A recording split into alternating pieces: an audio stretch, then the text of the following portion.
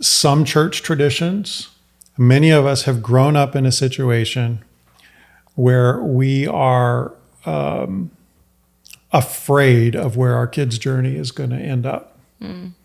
But, if you're convinced that your kid has to believe this, this, and this, or they're going to have a horrible life, or that they're going to go to hell. Yeah. If that's the framework that you're thinking in, you're going to freak out and you're going to try to control their process. You're going to, because, you got to protect them from everything. You got to protect them from doubts. You've got to protect them from secular influences, because the most important thing is that they arrive at the correct destination. But so if we start from that place of fear, that's going to impact the way that we interact, not just with our kids, but with other people around us. So I feel like, I really understand where those fears come from, because we all want the best for our kids, but I don't think that that's the right path to go down.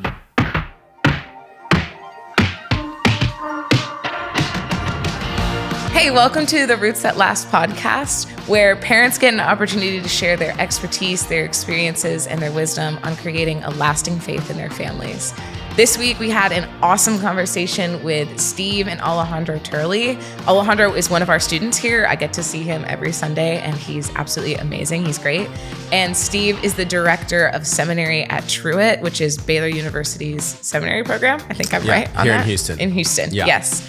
Our conversation was great, and we got to talk about how to navigate children's doubt and questions, and holding that all in the realm of faith. So it was really cool. Yeah, I loved having both of them on. Just the fact that we got to see their parent-teen dynamic, father-son, and then especially just getting to hear Alejandro's voice. Like, I definitely think we need more of that. Like, where it's not just the parents, but getting to hear from Alejandro was really cool. And then for me personally, like, I just love the Turley family. So as I think of myself as a parent, and I'm fast forwarding to, like, my kids are, one is about to start middle school. So it's like, if I think of what I'd hope my family to kind of be like, that it's the Turleys, like Dr. Ruth Turley, amazing, Dr. Steve Turley, and then Alejandro and Gabe. So I think they just had so much to say that parents really value and could hopefully, like, learn something from.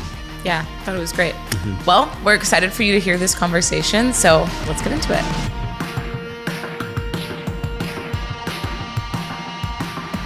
Steve and Alejandro, we're so glad that you guys are coming on today. We're excited to have you.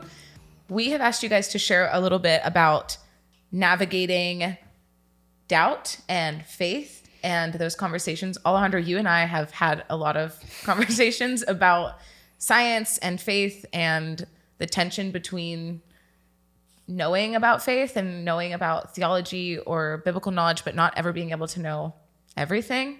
And I've really appreciated how thoughtful you are and how you do ask so many good questions. And I'm sure that it is a testament to your dad and how he has guided those conversations. So I'm excited to talk about that. I just think it's super valuable. And I think doubt's something that all of us deal with, but I think with children, it can be this kind of looming, like, how do I answer a question that I don't even have the answer to? Seems like a big hurdle to jump over. So I'm excited to talk about that. I think it comes a lot with parents. Yeah. But first, I would love it if you guys could both tell us about yourselves. Steve, about what you do for your profession, how you got to where you are today, and you too, Alejandro. Sure. I mean, how far do you want us to go back? 1974. I am Where were pretty you old. born? So. Not your whole life story. But, Okay. yeah. I was born in 1974. You can do the math. Yeah. Yeah, sure. So I'm the director of Baylor's Truett Seminary campus here in Houston, which I've been at just since summer of whatever last year was, 2024. And that's been great, but I've told people that that's the first full-time job that I've had since he was born, because I was actually the stay-at-home dad for the whole time. Okay. So I love that. I've always been kind of the trailing spouse in our marriage, because Ruth is a very accomplished professor, and I raised the kids, and I taught at seminary kind of as a hobby. I taught at Fuller Seminary and Houston Graduate School of Theology, and then landed at Truett. reading is a huge hobby. Reading history, reading theology, reading sports books. That's a big hobby. So I just kind of amass information in my head. What's your favorite like sport or team? Oh, baseball is definitely the best sport. Obviously, being here the last 10 years, we follow the Astros closely. Hey, good Been man. very, very, Astros. very fun to have kids growing up during a glory era of a team. Yeah. So Yeah, definitely. yeah.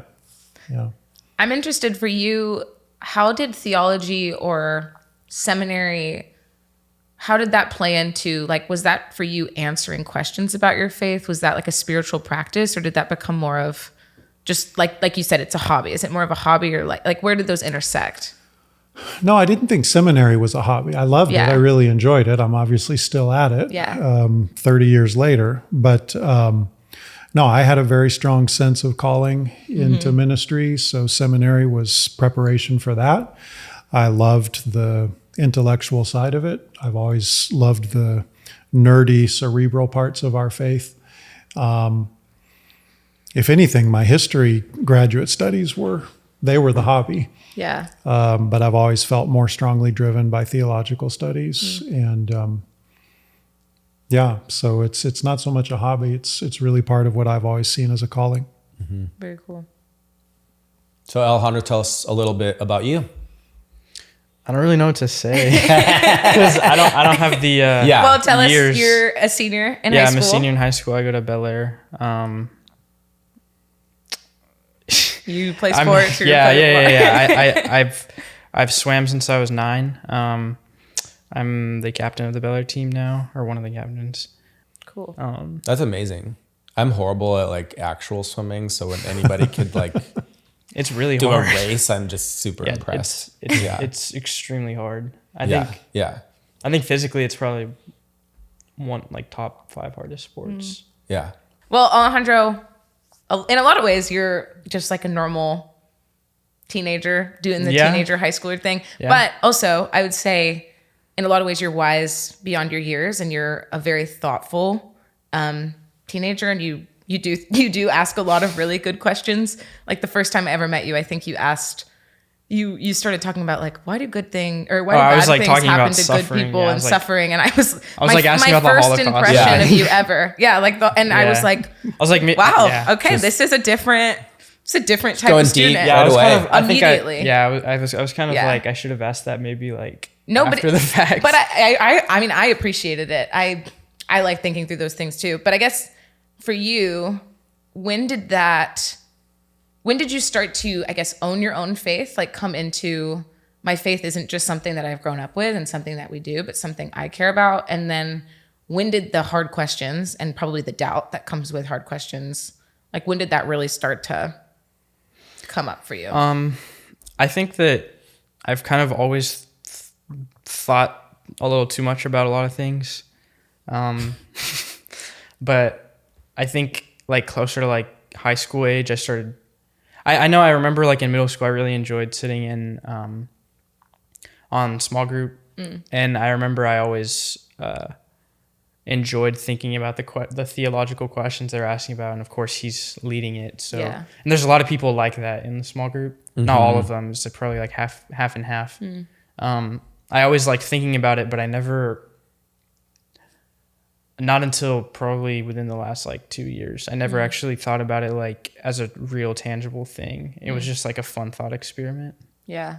I think that's kind of how I treated anything religion related, as like just a fun thought experiment. Like they would start talking about kind of thoughtful things, and I just enjoyed the process of doing that, but it didn't even occur to me to think of it as like a tangible real thing until not that long before I had coffee with you. Yeah. Really. I actually, Yeah. I do remember some of our conversation being like taking it out of like the headspace and into the part of faith that is a feeling and is a choice of, I'm trusting that there is a God and that there is a creator. And yeah, we did have some of those.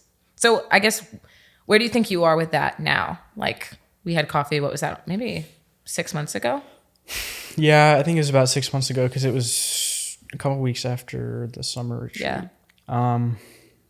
I think lately I haven't been thinking about it as much. I think just because the semester's been hectic, so I haven't really. I mean, I should take the time to think about it, but I haven't. Yeah, you're busy. Yeah, but I remember the couple months after that, the retreat and all that. Yeah. I felt really good about it. Yeah. I read the book that we were talking about. I read Mere Christianity, and then I've classic. read like 2 pages of St. Augustine's Confessions. It's been sitting on my nightstand for like 6 months. So I should probably finish reading that. That's a heavier one. I wouldn't know. I haven't gotten far enough. Sounds into great. it. Yeah. The first 2 pages were great, for sure. Right. Yeah. Yeah. There was just a lot to think about in the first 2 pages. Yeah, I've been thinking about it for months. Yeah. He's been asking good questions since he was in Ecclesia Kids Group. Yeah. I remember one time getting a phone call from his Sunday school teacher on a Sunday afternoon because she had been telling the story of David and Goliath. And she stopped at a certain point, and Alejandro raised his hand and was like, "But don't they cut off his head at the end? Isn't that the end of the story?" And he was upset that they hadn't told the whole story. They left that part out. That is Yeah. so Probably like funny. 5. So I got a phone call. Yeah. And it worked out. What was the phone call? Were they like, why did he say that? It was or- like, maybe he doesn't need to tell everyone about a beheading when they're 5. So yeah, I thought it was lovely. I enjoyed Hey, it. Yeah. it's in there. It's no, it's in the that's a great story. story. Yeah. Man.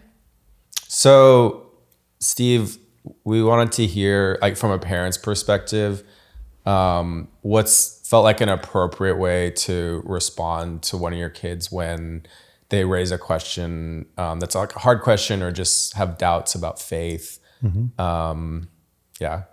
How have you responded to that?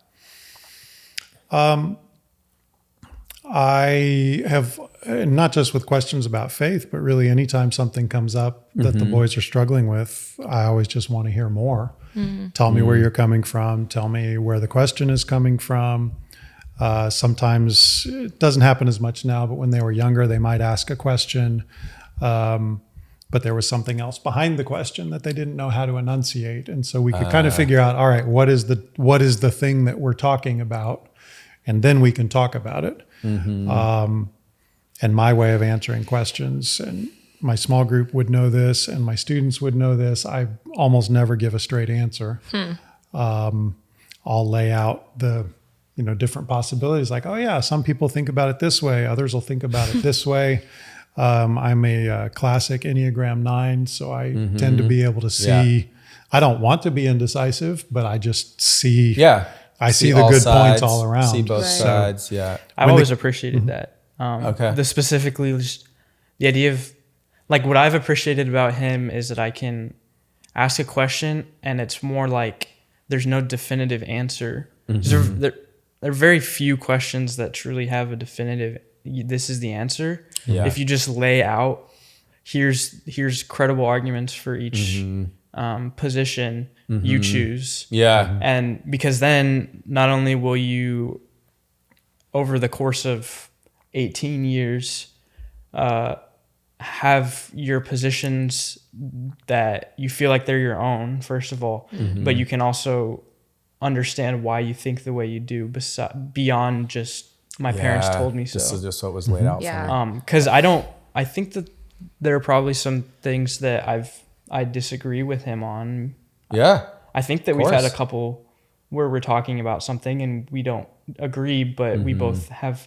And a lot of the time I don't agree based on what he's told me. Like he'll give me the reasons for each. Like I think that's been like I think that's interesting. happened. That's funny. Yeah. Yeah. I love I think it's a hearing really that though. valuable Like you've thing. really appreciated that it's like, hey, there's, some people think this side of it, others will say this. There could be this option, like, sit with that. Explore And here's it. why Yeah. they think that. Yeah, Yeah. but ultimately, like, figure out what you believe, or Yeah. what you think. I think as a parent, like, and Madeline talked about this, how maybe sometimes we put like unnecessary pressure on ourselves, or we know these moments are going to happen, and so it's like when, you know, when it does, like, I don't want to blow it. So I guess a follow-up question is like, is there any times where you feel like you did just kind of blow it or it bombed, or you're like, I wish I'd handled it differently? I mean, there are probably times when it's bombed, but I think I've always taken the same approach. It's like, let's just talk about this. There might have been some times when I'm like, I'm too tired to talk about this right now. Maybe. Sure. Yeah. It's like right now you're asking this question. Yeah. But that's really always been our approach. And that's just how I'm wired. My dad, incidentally, raised me the same way. Really? He was always an oddball in his church. Like he was the church member that no Sunday school teacher wanted in the class because he was a lot like Gabriel in this sense. The Sunday school teacher wants to go in this direction, and then my dad would take the class this way. Yeah. And either it would hijack the discussion or everyone would just look at him like, what are you talking about? Right. This guy. Actually, invited him. he So and Gabriel I never are very grew up. similar. Yeah. He and Gabriel were a lot alike. I never grew up with like, this is the simple answer. Yeah. This is what you have to believe or Yeah. else. I never grew up with the sense that my parents were like worried about what I believed. So I think it was relatively easy for me to extend that same attitude toward the kids. Yeah. I really appreciate what you said where your starting point as a parent was like, I'm not just going to give an answer, but like first I just want to be curious and hear more and say, tell me more. Because there's often like an underlying issue or even a deeper thing that's like driving the question. I think that's great advice as like just a starting point for the conversation. Great. So I think I'm curious about how has like the being open and like creating that space for open conversations, how has that collided with also I do want you to know what I believe and to like obviously the boys go to church with you. Obviously that's been like a pivotal part of their life. So what's been the intersection between like an openness and like an assurance of like, and I believe this for a good reason. Like I'm sure you have a good reason that you believe. Yeah, I don't know if I do this every time, but I think generally, and I know I do this in the classroom as well, I'll lay out all the different options or I'll totally affirm the doubt. Like, you got a really good point there. And I wonder about this myself sometimes. Myself. Like, here's what I think is probably true. And this is why I think it's probably true. And I'm guessing that that's where he will say sometimes like, I'm not buying it. I'm not sure that you've said that to me, but those would be the spots where, you know, he can probably tell that I'm not really sure what the answer is. And so like, as the parent, I don't want to leave him with just, oh, here's 12 options, go pick one and make your own way. So I'll try to finish it with, and this is why, you know, this is what I believe and why, and just see what happens. Yeah. I think it comes up a little bit with when Gabriel asks questions, because he thinks differently from the way that you and I are. Well, he's more like mom. He's more likely to pick a different position. Okay. Yeah. So there's less agreement. Not because he's being contrarian, but Sure. just because that's the way he thinks. Well, he and Ruth both tend to have less patience, I think, for all the background stuff. They don't want me to give 9 options for an answer. It's like just bottom line. They just want to know Steve. bottom line. What do you think? So Gabriel might ask a really deep question. Yeah. And I've learned that, okay, if he's asking a big question, I know that I've got about 3 sentences to sum it up. That's so funny. Before he's Well, ready he says to move that on to his sometimes life. in 3 sentences. Yeah. It's like a ChatGPT. Because he knows both Ruth and I, you know, if he asks a question that overlaps with our areas of expertise, he knows he's in for a long answer. Yeah. And so he'll now preface it. Like, I'm interested in this question, but not that much. Right. Quick version. That's so funny. Yeah. I think that's a good perspective though, because I do think that probably like half of kids probably do think like Gabe, where they're like, no, I just want to know if this is like what the answer is. Like, I don't necessarily want to be thinking super philosophically or like having to like, I want to know, is this something worth believing? And I just want you to tell me at face value if it is or not. Yeah. Yeah. I think that's how the other one is. Yeah. Well, I think your summer, like you lay out the options, but saying what you actually believe and why you believe it accomplishes that. Yeah. And if you find that like with other kids, if you find that they don't really care about the other options and they want to know why you believe in why, or what you believe and why you believe it, then just, I guess, cut to the chase. Yeah. Alejandro, I'm curious just what it's been like for you to bring up a doubt or something that you're like, I don't know about this. And then I guess like your dad was saying, you know, sometimes it's like, you know, that's a great thing that people wrestle with. Like I wrestle with that too. Like how has that landed with you? I think specifically with the doubts like that me and Maddie had talked about. I think it was actually reassuring that he also doubts, like that he doesn't have an answer, because I don't think that I would be fully satisfied if someone said a definitive answer, because you can't. Like I had when me and Maddie had coffee, I think like with the doubts of like, is any of this even real? I knew going in, we don't fully 100% know. And so if he had told me, well, we do, then that wouldn't have, it would have discounted anything he said. It feels dismissive and just not satisfying. Yeah. I mean, even if he had given reasons that he felt were definitive, they likely wouldn't have felt definitive to me. But aside from that, just with other questions, not even faith-related questions, to me, it's comforting knowing that I can ask something that I can get a full, thorough answer.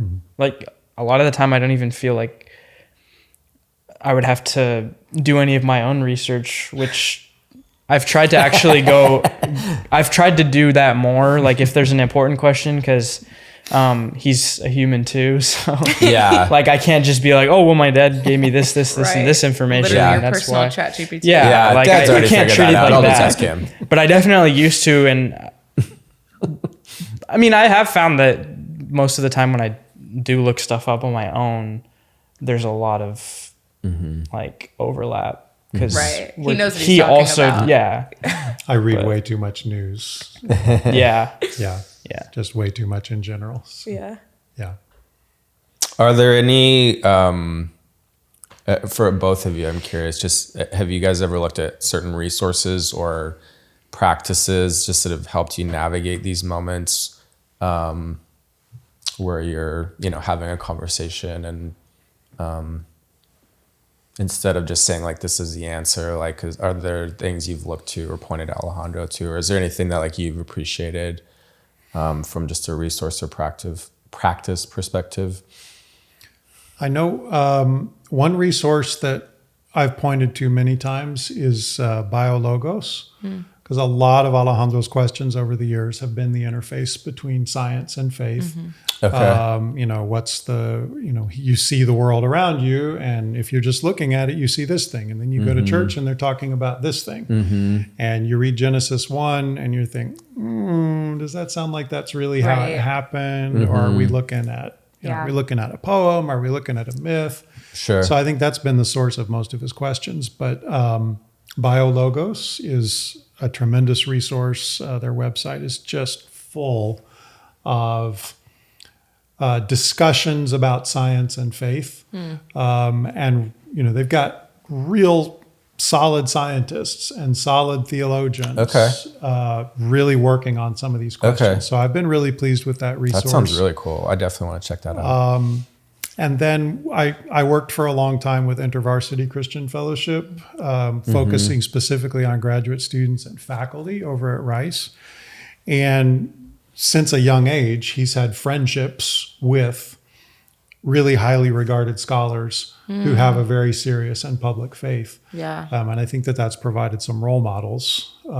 It's at least plausible to him because he sees really smart people who believe this. He may not fully understand why they believe it, but he knows they're really good at the science, and he really knows that they're strong in their faith. And just having that role model out there, that kind of makes it, you don't have to know everything, right? To it. You started to say. No, I was just going to say that's a huge thing, or that has been a huge thing, especially recently, that there are people who are extraordinarily accomplished in science, and there have been for centuries, who are also fully devout in their faith. Yeah. Yeah, I think having the role models like that allows you to take on faith that, okay, there's something here worth digging up. Yeah. I don't know where the journey's going to lead, Yeah. but it's, Yeah. too many kids will go off to college and feel like none of their professors believe any of this. Right. And in most cases, the professors are the smartest person they've ever met. And so you're like, oh, well, I've got country church back home, Right. or this really Yeah. smart, Sure. impressive, accomplished person who's Right. trashing my faith. Yeah. And that, that makes it really, really Yeah. difficult on the kid. Yeah, but to see those role models who are like academic and thorough and have done research and Yeah. but also have their own personal faith and Yeah. just the kind of example and integrity that comes from that, or just knowing like role models like that you can kind of trust, like, oh, they've journeyed through this too. Yeah. But I also think one thing that's important when it comes to that kind of that level of like role model that's like a university professor, someone who's really smart, is also being able to understand what it is you disagree with other people about. Like, not just saying, well, okay, this Christian professor who believes this has given me some really good answers to my questions, and I feel better about my faith because of it, but also being able to understand, well, where is it that this Christian professor or this really smart Christian individual and someone who has come to a different conclusion, who's, I don't know, like atheist or something. Sure. Like, where does that diverge? What's the point that they disagree on? And then being able to understand, okay, well, that's what I disagree with someone on, makes you, at least for me, that makes me feel a lot more secure in what I believe, because I know exactly what it is that I don't agree with someone else on. Yeah, that's really good. One thing that you said, Steve, that kind of stuck out to me was that you gave Alejandro, I think, the space to think about the things, and for you being honest enough, like you trusting him enough that you could be honest about, I also am not sure. And I think there's a respect in that. Like, I respect you and I respect your thought process, and I respect your autonomy and your ability to make your own choices about what you believe. That I see that as super formative in the way that Alejandro thinks, and how comfortable he is to ask questions, and just how much he feels like I honestly have just appreciated that so much. I remember, like, seriously, I went home and I was like, Mom, these kids are so thoughtful. Like, I'm telling my mom about it. Yeah. But no, I just think that's really great. But I guess lastly, I would love for both of you to share if there's anything, like, for parents that are navigating these conversations, or that are thinking through navigating these conversations, maybe their kids are like coming into the age where faith questions start to arise. If there's something that, like, just like a token of advice or something to think about, anything that you would have to share. I'd say don't, as a parent, make sure that your kid understands, like, you don't know everything, and for that not to be something that's, I don't know, embarrassed. I could see it as a parent being embarrassed if your kid asks you something that maybe you don't know the answer to. But I think one of the things that's been really, really, really helpful to me is understanding that, like, my parents don't know everything either. And if it's like just a fact or something that you can look up, then it's all right to just say, like, I'm not sure, let me look it up. And if it's something deeper than that, where it's like a more philosophical question that you don't know the answer to, that's okay. And you can still open a really good and thoughtful conversation. Be real, be honest. Like, like it's okay to not know everything. Yeah, it's okay. Even to say, as I a don't parent. know. Yeah. I feel like as a parent, you can see yourself as, like, it's your responsibility to be able to answer your kids' questions. Like that's something that, like, that you're not a good parent if your kid asks a question that you don't know the answer to, that you're somehow letting them down. But you're not, and making sure that your kids understand I guess, your own humanity and not knowing everything. Yeah. But not just leaving it at that, but exploring the questions with them, I think is really important. Yeah. I've got two ideas, and I'm not good at holding two thoughts in my brain at once. Okay. So we're going to remember the words mystery and fear. Okay. Can we do this? Yeah. Mystery, fear. Mystery and fear. Okay. Okay. The first thing that I was thinking as far as a tidbit, I think some church traditions, many of us have grown up in a situation where we are afraid of where our kids' journey is going to end up. I kind of grew up in that tradition, but not so much. But, if you're convinced that your kid has to believe this, this, and this, or they're going to have a horrible life, or that they're going to go to hell. Yeah. If that's the framework that you're thinking in, you're going to freak out and you're going to try to control their process. You're going to, because, you got to protect them from everything. You got to protect them from doubts. You've got to protect them from secular influences because the most important thing is that they arrive at the correct destination. And I get that. I really do get that.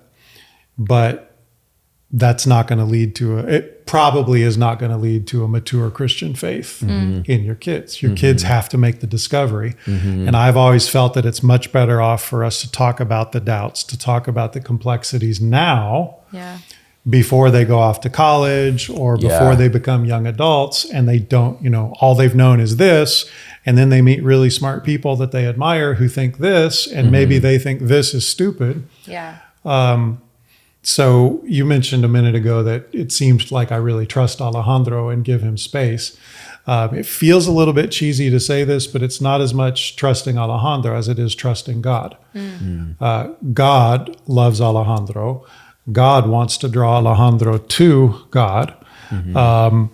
So I have to trust enough that God is going to superintend that process. It's not something that I can control. It's not something that I should try to control. You can't manufacture it, make it happen. Like it's ultimately not even your responsibility. But so if we start from that place of fear, that's going to impact the way that we interact, not just with our kids, but with other people around us. So I feel like I really understand where those fears come from because we all want the best for our kids. But I don't think that that's the right path to go down. So that was one. Mystery and fear. Excellent. Thank you. What I was thinking about on mystery, if you follow church history, if you follow the spiritual giants of our faith, you will probably notice that the farther someone proceeds down the spiritual path, the less they think they know. The most certain people in our faith are usually the teenagers that just came home from church camp. And that's certainly how I was. When I went to a revival church camp and I walked the aisle and I got saved, like, man, I was sure when I got home, like my life had changed on a dime and so sure. And then in one sense, it's been downhill ever since because the more you think about it, the more you question things. However, I don't see that as a bad process because our faith is full of mystery. It has to be full of mystery. It's not something that you can just learn everything there is to learn and then you go on cruise control. The way that our faith is built is that we're supposed to be in a dynamic relationship with God. We're supposed to be in a dynamic relationship with Scripture so that we are always open to new thoughts, to new questions, to new insights. We're always open to God reaching out and grabbing us through something that maybe we've heard or read hundreds of times, but this time it strikes you in a way that tells you what you need to know or gives you a sense of guidance. So if we believe that the Christian faith is a journey, which most of us would probably use that language, I think, it's not a journey with a fixed destination and there aren't just set answers. You're going to ebb and flow. And so it makes sense that if that's the faith that we want to give to our kids, this wide open mystery, getting deeper and deeper into connection with God, then it makes sense to train them up from the beginning in, hey, I don't know the answers. I'm never going to know the answers to all of this. I'm going to have different ideas, and my answers may change with time. Because this is my finite brain trying to understand what we believe to be infinite. So that takes away for me all of the pressure to feel like I have to give the right answer. I think it's also it's one of the things that I love about the Christian faith is even Jesus, in the way that he teaches, is inviting us into pondering this mystery. Like in his parables, it's intentionally like, think about what I'm saying. I'm not giving you a cut and dry answer. And I heard this statistic recently that Alejandro and I's generation is the most unchurched generation. So we identify with Christianity at the lowest rate of any other generation, but we're the most spiritually open, meaning we're asking questions. Like we want to know. And I just want to thank you, and also Ruth, for, I think it sets such a good example of, you can ask questions. It's okay to ask questions. In fact, questions are invited and they're necessary to have a faith and to understand who God is and to ask God, who are you and what are you doing? So I want to thank you, because truly I've been so blessed through Alejandro by you and Ruth's parenting. And I mean, in the same way, I'm encouraged by somebody that is so smart and has so much knowledge and who's honest about questions, but is still seeking God and walking so faithfully. So I want to thank you, and thank you, Alejandro, for asking such good questions. And thank you guys for sharing. Everything you shared today was really, really, really great. Good. And it's been useful for us to raise our kids at Ecclesia. I mean, we haven't seriously thought about going anywhere else, but I've deeply appreciated that from the beginning, even when they were back on Taft in the makeshift Sunday school rooms, it was a place where they were talking about a broad and expansive faith, and where the kids, I think, you talk about how smart the kids in the youth group is. That's partly a testament to the work that you guys are doing when they're younger, because the kids are growing up with the idea that they don't have to know everything and that nobody really knows everything. So that is a really strong part of our congregation. And the fact that you and your colleagues in the student ministry didn't turn around and run away when the teenagers started asking questions like that, that's also a testament to the work you guys are doing. So we feel very comfortable having the boys in this group. Thanks so much, guys. Thank you. Huge thank you to Steve and Alejandro. I absolutely loved this conversation. I think both Steve and Alejandro are incredibly smart. Alejandro mentioned it, but we have had some conversations, just him and I, about everything. And that was cool to hear about. He always would reference things that his dad said. So it was cool to actually get to hear them straight from his dad's mouth, which was awesome. He's here with us. It was great. So if you want to hear more conversations like this, you can subscribe on Apple and Spotify and YouTube. And we release an episode on the first Wednesday of every month. Look forward to seeing you next time.